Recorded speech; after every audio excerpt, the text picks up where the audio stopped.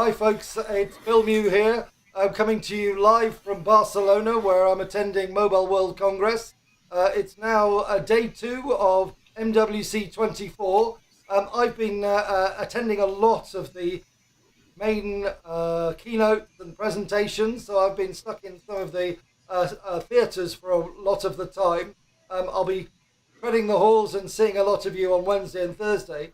But to help me out, my mate Dez has been trawling social media and the internet and picking up whatever he's found. Dez, tell me a little bit about what you've picked up. Indeed, although it's a very fine line between trawling and trolling in my mind. But so there's been some really fun highlights on day one, and I'm going to just have a bit of a laugh with this before we talk to the more serious ones. I was very entertained by somebody who had made a chocolate foldable mobile phone and happened to take a bite out of it that nearly gave me a hernia. I was surprised to see a car manufacturing become a thing. A phone company turned up with an EV, a bright blue thing that claimed to be faster than a Porsche of its own form. And the dress sense in general has seemed to change, and Mobile World Congress has gotten a bit more casual than it has been for some time, but maybe that's just all part of coming out of the pandemic.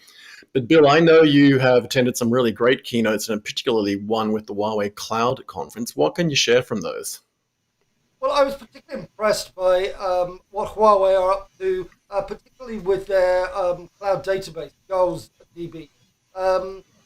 It's going to be a real challenger to Oracle, I think. I think Oracle needs a little bit of a shake-up. It made a transition to the cloud, which has had sort of a patchy success.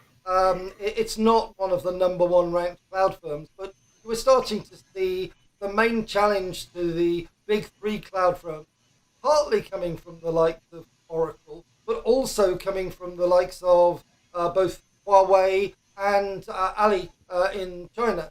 No real competition from Europe, though. We've seen a lot of impetus around sovereign clouds and some of the Gaia X initiatives in Europe, but not really much to say from it so far. But of interest to me, in terms not only of the advances that Huawei are making in a lot of their cloud infrastructure, was, as I mentioned, the Gauss DB, which is setting new records in terms of performance, and I think could well be a route for them to challenge in this market.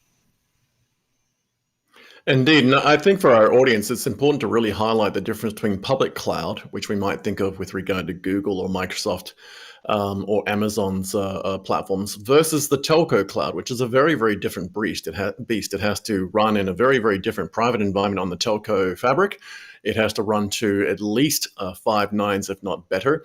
And it has to have world-class security for speed, connectivity, latency, and so forth, that public cloud just often isn't able to do. And for a lot of that infrastructure where OSS and BSS environments or operational support systems at the network level and business support systems at the customer-facing end are now requiring databases with performance and scale that the telco cloud, as it were, needs, that invariably a lot of the public cloud environments have really struggled to actually deliver, no matter how hard we tune them.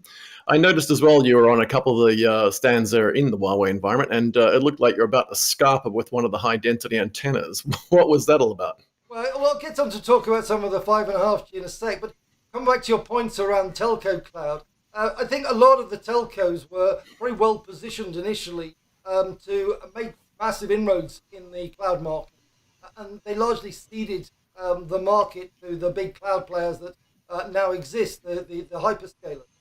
But telcos are looking to make a return, but also their approach, as you said, is very different. When you say they work at a different pace, it's very true, but they work very slow and very fast. I mean, first of all, they have massive high bandwidth, high speed connections. You can connect to anyone, anywhere through the telecom network.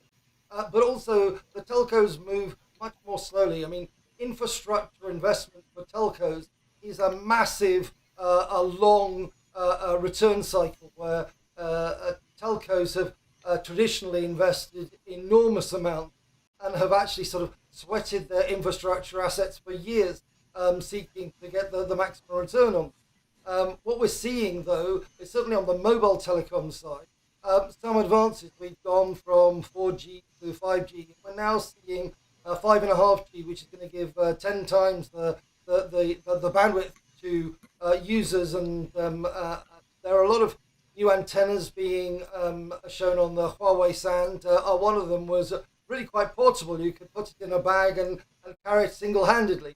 But they've actually got a whole range of different antennas and other devices to support the 5.5G rollout, and they've been making some big announcements. Yes, and as you said, there is a very big difference between the sunk cost and investment required up front with design, deployment, and rollout of what would be telco cloud versus the public cloud. I mean, in public cloud, we often talk about, move fast, break things, and ask for, forgiveness later. You cannot do that in the telco cloud. And we've seen that more recently in the last week where North America had outages just over an essentially what looked like an upgrade and a routing change. Where we may have an outage for a ticketing online system to buy Taylor Swift tickets, and nobody really loses a life. But if you have an outage in a telco cloud and you can't ring an emergency service, then that has very real impacts. I was very interested to see what you were talking about there with regard to new antenna solutions, because I think that's going to be a really critical element in what will become 5.5 and eventually 6G, in that we need much lower latency, much high density connectivity.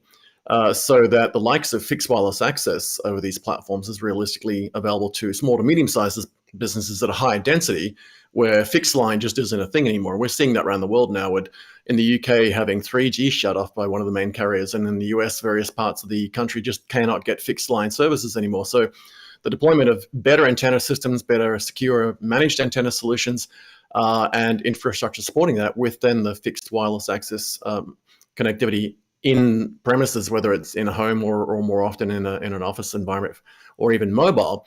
I think there's some exciting things happening there as well, which we're seeing this week. What are you looking forward to today on day 2, Bill?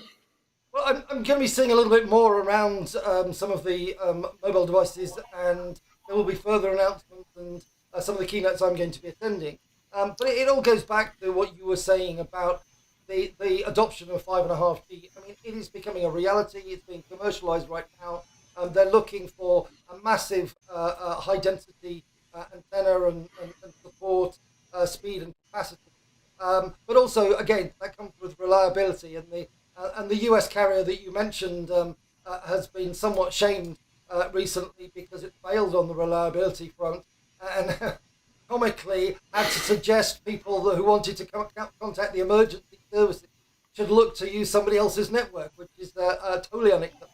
So certainly if we're going to go to an environment where we're wholly reliant on mobile services and we possibly skip the traditional fixed infrastructure, then reliability is going to be at the fore.